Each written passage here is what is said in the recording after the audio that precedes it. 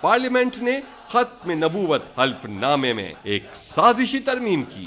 تحریک لبیک نے اس سازش کے خلاف پرامن دھرنا دیا جس پر بے پناہ تشدد کر کے 8 مجاہدین ختم نبوت کو شہید کیا گیا۔ 12,000 آنسو گیس شیل، ربڑ کے بلٹس کا بے دریغ استعمال کیا گیا۔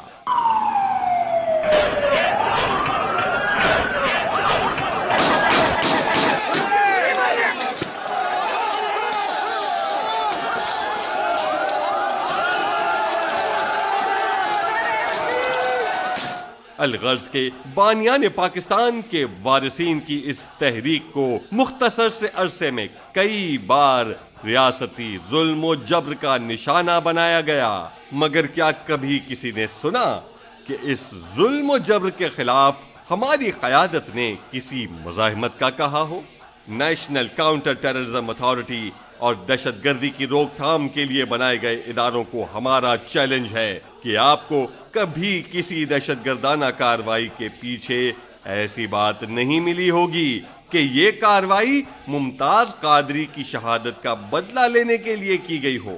پولیس یا افواج پاکستان پر کسی حملے کے پیچھے یہ وجہ نہیں ملے گی کہ ڈی چوک دھرنے پر ہونے والی شیلنگ کے رد عمل کے طور پر یہ حملہ ہوا۔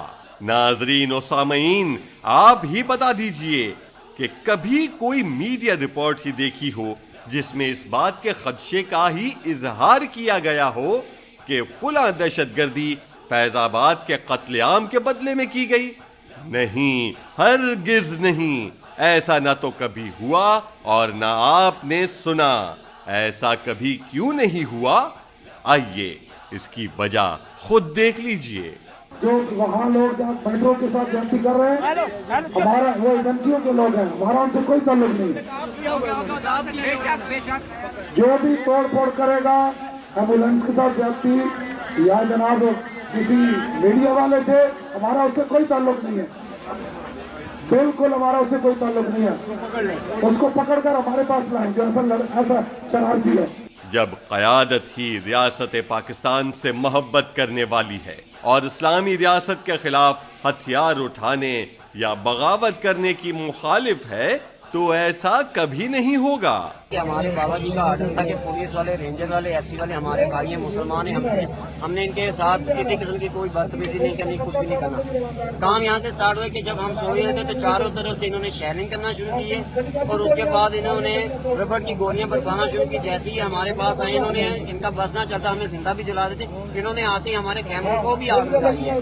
تو بابا جی کا آرڈر تھا کہ ہم نے پولیس والوں سے کسی قسم کا بدتمیزی نہیں کرنی۔ تمام ادارے جو اغیار کو خوش کرنے کے لیے تحریک لبیک یا رسول اللہ کے خلاف من گھڑت رپورٹس پھیلا رہے ہیں، خدا را ہوش کے ناخن لیں، اغیار کے آلائے کار مت بنیں۔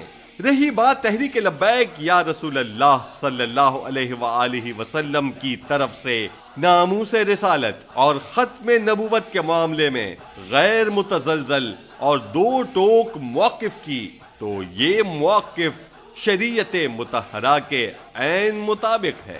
رسول اللہ صلی اللہ علیہ وآلہ وسلم سے لے کر خلفائے راشدین، صحابہ، تابعین، تبع تابعین اور آج تک کے تمام علماء دین کا بھی یہی موقف ہے جو ہمارا ہے۔ اس موقف پر ہم تا قیامت قائم رہیں گے۔ اسلامیان پاکستان کی وہ نمائندہ جماعت جس پر قومی اسمبلی کے لیے 22 لاکھ مسلمانوں نے ووٹ کے ذریعے اعتماد کا اظہار کیا، اس جماعت کے خلاف جھوٹی رپورٹس بنانا بند کی جائیں اور میڈیا کو بھی باز رکھا جائے کہ ایک پرامن جماعت کو انتہا پسندانہ تنظیموں کی طرح ظاہر کر کے میڈیا ٹرائل بند کرے اور لاکھوں پاکستانیوں کی مسلسل دل آزاری نہ کی جائے۔